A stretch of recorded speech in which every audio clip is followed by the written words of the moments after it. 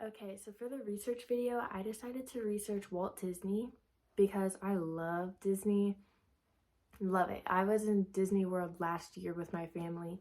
We went to Epcot, Magic Kingdom, Animal Kingdom, like the whole bit. I love Disney, so I decided to research that, and I have a little paper to help guide me, so I might be looking over this way a little bit. So Walt Disney was born on December 5th of 1901 in Chicago, Illinois. He was one of 5 children, 4 boys and 1 girl. And he was raised on a farm near Marceline, Missouri, but spent most of his life in Chicago.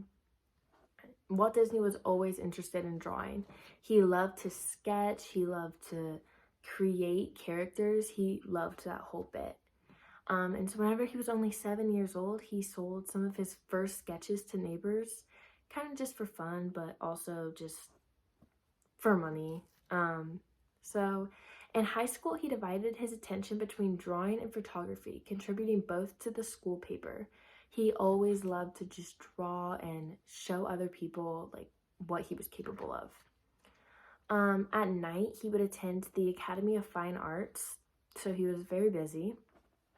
At 16 years old, he tried to enlist in the army, but was rejected because he was too young. So instead, he joined the Red Cross and was sent overseas. And his job was to drive an ambulance, but his ambulance wasn't like a regular ambulance covered in camouflage. His ambulance was covered in sketches and drawings and cartoons. He personalized his ambulance to be what he wanted it to be, which I think is really funny. After the war, he returned to Kansas City, ironically, Kansas, and began his career as an advertising cartoonist. In 1920, he created and marketed his first original animated cartoons, and later perfected a new method for combining live action and animation. So he would have someone act it out while having little cartoons in the video as well.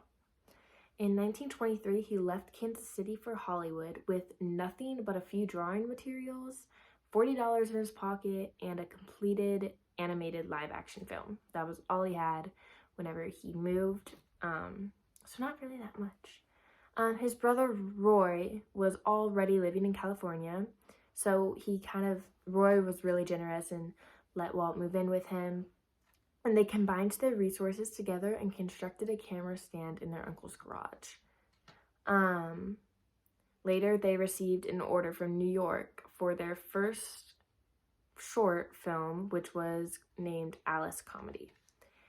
In 1925, Walt married one of his first employees, which is kind of interesting. Her name was Lillian Bounds, and together they had 2 daughters, Diane and Sharon Disney. In 1928 was the special year. That was when Mickey Mouse made his screen debut in Steamboat Willie, which was the world's first fully synchronized sound cartoon. You'll see Steamboat Willie before like animated movies. He's the one like steering the boat and like whistling. That's Steamboat Willie.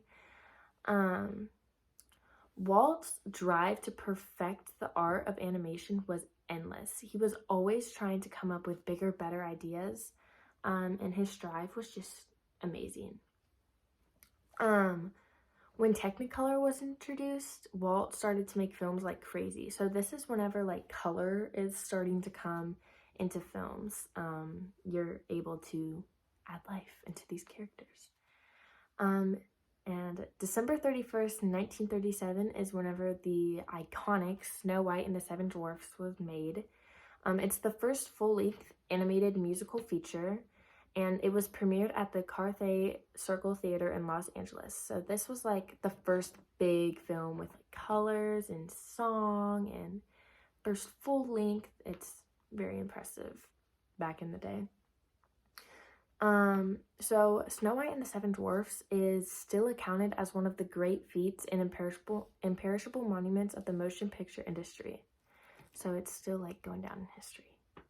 For the next 5 years after Snow White and the 7 Dwarfs, Walt completed other full-length animated classics that all of us would know, like Pinocchio, Dumbo, and Bambi. In 1940, the Disney's Burbank studio had construction going on, and their construction was fully complete. They finished their studio, and the staff swelled to more than 1,000 artists. Not just artists, like artists, animators, storymen, and technicians. So their company really began to grow. In 1945, Walt Disney included a live action with cartoon in it. So with actors and cartoons coming in, and you'll recognize this film as Mary Poppins. In 1965, Disney turned his attention towards the problem of improving the quality of urban life in America. He noticed problems and wanted to direct his attention toward that. So he personally directed the design on Epcot, which is the big like dome part in Disney World. And he wanted to plan this as a living showcase for the creativity of American industry. So that's like where his head was at whenever he was thinking of that. He purchased 43 square miles of virgin land in Florida and planned a whole new Disney World of entertainment to include a new amusement theme park, motel, hotel, resort, and vacation center. He wanted Epcot to be an amusement center like no other. He wanted there to be Disney characters. He wanted there to be just life full of cartoons and fun. In 1966, Walt Disney established the California Institute of the Arts, which is a college-level professional school of creative and performing arts. This college is very professional, and it's obviously located in California.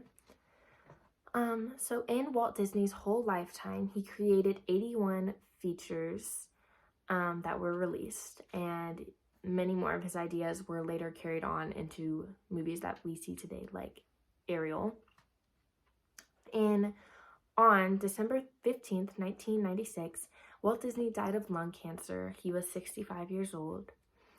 Walt Disney created a world full of imagination and happiness, spreading joy to all. He created characters that most people would have never thought of, and he brought these characters to life by giving them like stereotypes, characteristics, like their own identity.